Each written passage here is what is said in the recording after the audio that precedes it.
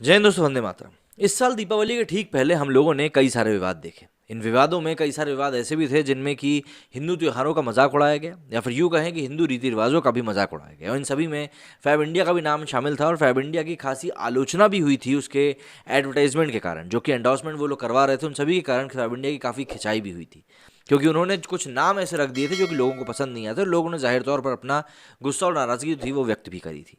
लेकिन अब fab India की एक और रिपोर्ट निकल कर सामने आई। जो हम लोग बात करते हैं ना पॉजिटिव पब्लिसिटी और नेगेटिव पब्लिसिटी की, तो कई मेकर्स जो होते हैं, एड मेकर्स जो होते हैं, वो ये चीज़ समझते हैं कि अगर हम नेगेटिव पब्लिसिटी करेंगे तो कहीं ना कहीं हम पब्लिक का ध्यान अपनी ओर ज़्यादा आकर्षित कर पाएंगे, क्योंकि इससे इंटरनेट पर बातचीत होगी, सोशल मीडिया पर बातचीत होगी, और लोगों को हमारे ब्रांड के बारे में ज़्यादा से ज़्यादा जानने का मौका भी मिलेगा। लेकिन कई बार यही दाव उल्टा भी पड़ जाता है, और ऐसे में आपको फ़ायदे की बजाय नुकसान उठाना पड़ता है। और ये बात फैब इंडिया से बेहतर कोई नहीं समझ सकता, क्योंकि फैब इंडिया को अब तक का सबसे बड़ा नुकसान उठाना पड़ा है। फाइनेंशियल ईयर 2021 में फैब इंडिया में करीब एक तिहाई की कमजोरी के बाद कंपनी नुकसान में फिसल गई है। देश भर में कोरोना वायरस के बढ़ते संक्रमण को रोकने के लिए लॉकडाउन किया गया था। इस वजह से एथनिक ब्रांड रिटेलर को कई हफ्ते तक अपने शोरूम्स को बंद करके रखना पड़ा। दिवाली से ठीक पहले फैब इंडिया के विज्ञापन पर कई विवाद हो गए थे, जिस वजह से इसके नतीजे और भी ज़्यादा खराब रहे, और सोशल मीडिया पर लोग काफ़ी इसके मजे लेते रहे। फैब इंडिया बिक्री में करीब एक तिहाई की कमजोरी की खबरों के बाद सोशल मीडिया पर एक से बढ़कर एक टैग ट्रेंड कराए जा रहे हैं।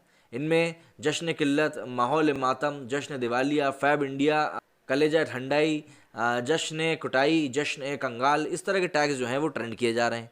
साल 2020-21 में कंपनी के देश भर में जो स्टोर शामिल हैं उनको इस वजह से नुकसान उठाना पड़ा है, क्योंकि एथनिक वियर की सबसे बड़ी रिटेलर का प्रदर्शन वास्तव में देश के अपैरल और लाइफस्टाइल सेगमेंट में कमजोर कारोबार की दास्तान कह रहा है।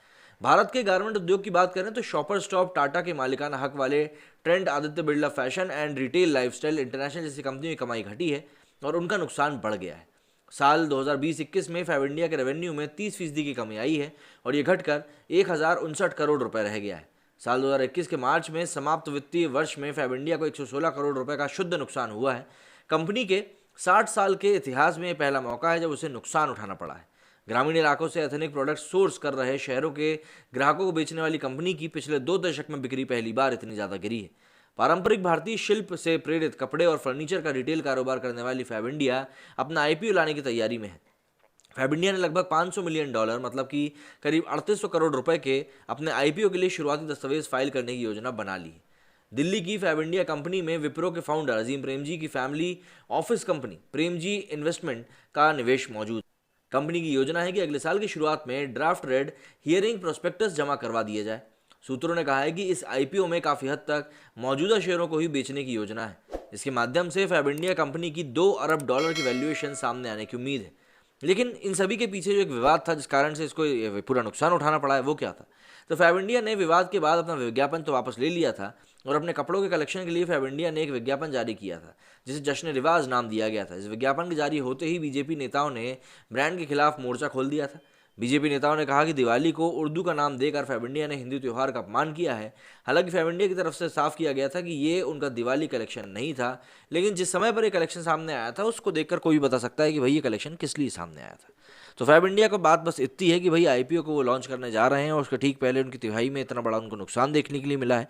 मतलब 100 करोड़ से ज़्यादा का नुकसान है, तो आप खुद ही समझ सकते हैं कितना बड़ा नुकसान हुआ है। बहरहाल ये जो भी है, ये उस ट्रेंड के कारण हुआ था, ये उनके उस एडवर्टाइजमेंट के कारण हुआ, या कोरोना वायरस के कारण हुआ, ये आप सही भली भांति जानते हैं। अब यदि आप लोगों को कुछ कहना है तो कमेंट सेक्शन आपके लिए खुला हुआ है। मेरे इस वीडियो में फिलहाल इतना ही। जय हिंद, जय भारत।